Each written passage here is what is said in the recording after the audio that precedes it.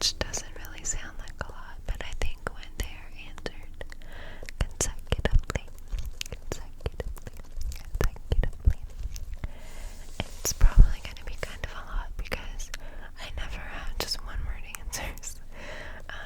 So I did write all of the questions down, but I didn't really rehearse my answers at all, so you're kind of just getting what comes to my head as it comes. So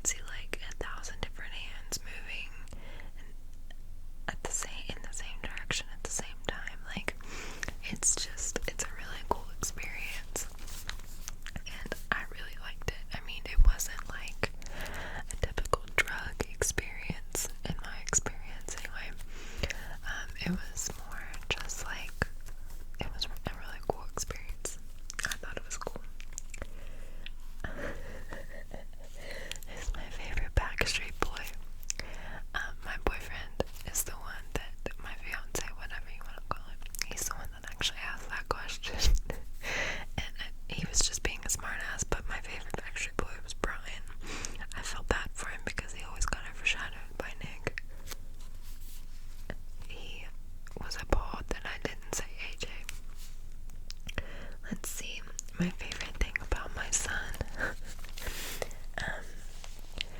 My absolute favorite thing about Brayden is his heart. Brayden has one of the sweetest, most gentle hearts that out of anyone that I've ever known. If there's a stray animal, he wants to bring it in and give it food and take care of it and see if we can find it a home. Like, he absolutely loves animals, and he just has such a sweet, sweet, sweet, sweet, sweet heart, and I love that about him. I love that he just marches to the beat of his own drum. He does not care if he is the only one doing something. He will do it if it's what he wants to do. He does not care about what anyone thinks of him, and I love that about him. I admire that so much. I think it's so awesome for a 7-year-old to have that quality. Who do I consider my hero or my inspiration? That's kind of hard. What is that noise? It's hard to tell. Anyway, my hero or my inspiration, I would honestly say anyone that has been put in a position where they can't function normally for whatever reason, whether they have medical issues or mental issues or whatever, and has had to figure out how to navigate the world in their own way. I feel like, I'm not gonna get all like existential here, but I feel like society has a normal pocket, and if you don't fit into that normal pocket, then what you're doing is wrong. And I really respect people that do their own thing, regardless of whether or not it's a social norm, and just do what they want to do. Yeah. Let's see. If fear wasn't a factor, what's something I would attempt? And their example was like skydiving, and I've actually been skydiving, I have to be honest with you. Up until about 5 years ago, fear was not a factor. And I'm being very serious. I wasn't scared of anything. Until Brayden was like 3 years old, I just, I don't know what changed in me at 25, but something clicked in my head at 25. It was like I turned into an old person. But no, seriously, like, I had no fear. I used to do anything that I wanted to do. If I wanted to go skydiving, I went skydiving. If I wanted to go bungee jumping, I went bungee jumping. Like, I've done a lot of really cool things, and fear just wasn't in my vocabulary until like the last 5 years, which is weird, but that's just how it worked for me. What advice would I give my younger self?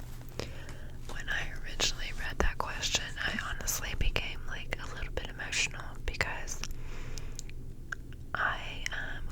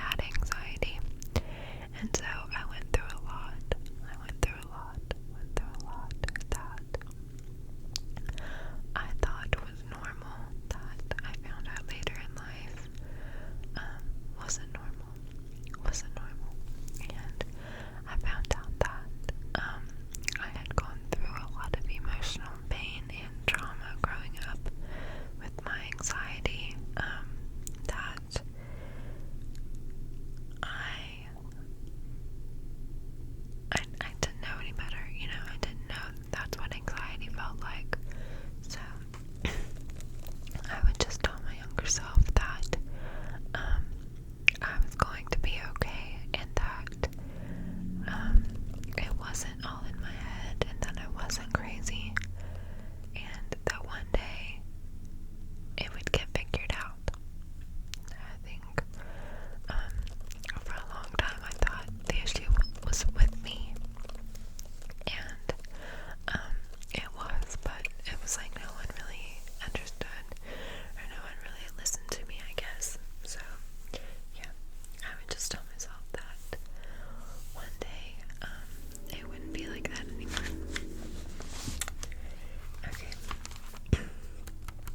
My thoughts on open relationships. Honestly, I believe that whatever the fuck works for you is fine. But I think that it's definitely a two-way street. I think that both people that are in the relationship have to agree on what the boundaries are and what you're okay with and what you're not okay with. Because, open relationship may mean one thing to this person and may mean something completely different to someone else. When I hear open relationship, I think of a relationship where you're allowed to be with people outside the relationship that you're in, but maybe the next person doesn't think of that exact, definition of an open relationship. So I think communication is key. Like, in any relationship, communication is key. Like, you have to be able to communicate how you feel and what you want and what you expect out of a relationship. You can't expect someone to read your mind. So I have learned that if I don't want to be disappointed, I have to be open with what I expect and what I want out of a relationship. So I hope that answers your question. Oh god, I've got so much hairspray in my hair. Do I want more kids? So that's kind of a complicated question for me.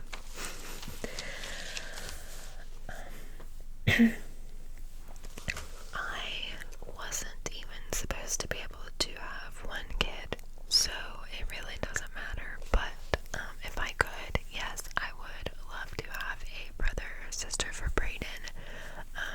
But that's just not in the cards for me. So that it just is what it is. But yeah, I would love to have more kids. What is my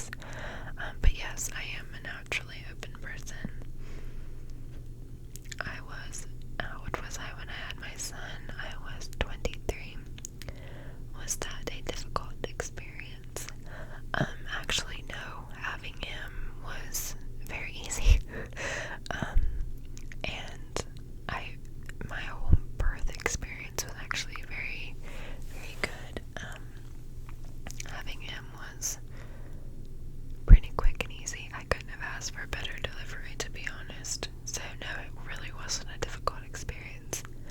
How tall am I? And the person that asked this said, they're asking because I have baby hands. I do have baby hands. I have paws. I am aware of this. I am 5'3". I'm pretty short, but I have very, very small hands and feet. I always have. I don't know why. But yeah, I'm 5'3". Did my piercings hurt? The only piercing that actually hurt, you can't see. Does my son watch ASMR, and does he experience it?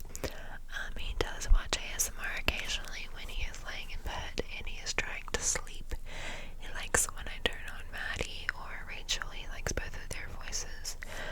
He also enjoys like a clicky, clicky, clicky whisper. And I don't think that he gets tingles. He's never mentioned anything about feeling any type of like tingling, tingling, tingling sensation or anything like that.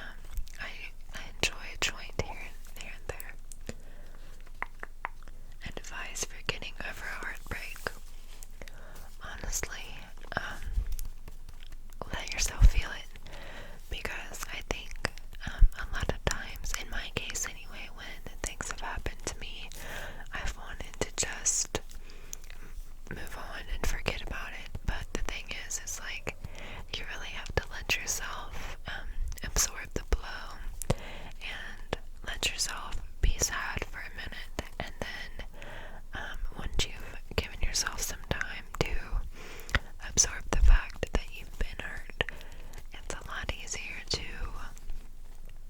pick up and move on because you've dealt with it and it's not scary anymore because it's already happened and it's over with. So yeah, my advice would be let yourself feel it